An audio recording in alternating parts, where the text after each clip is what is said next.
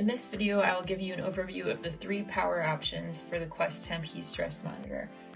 One option is to install a rechargeable battery into the QUESTemp heat stress monitor.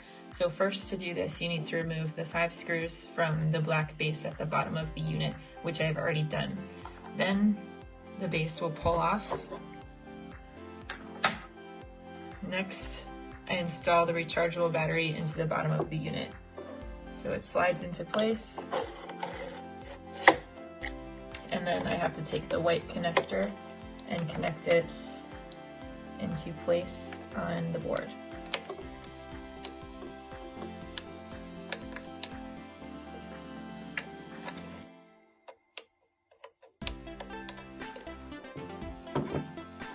And then next, I need to take the battery door off.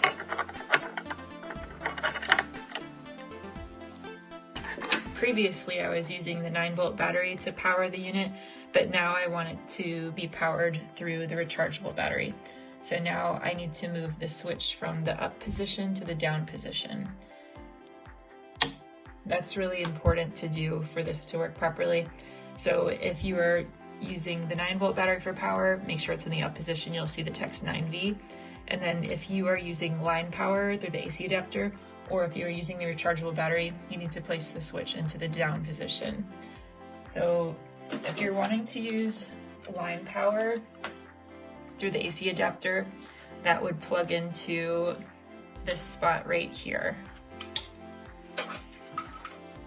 So now I'm ready to begin using the rechargeable battery, and I will just reattach this black base to the bottom of the unit and then put the 5 bolts back in to secure this, and then put the battery door back on. So the battery door just screws in right there.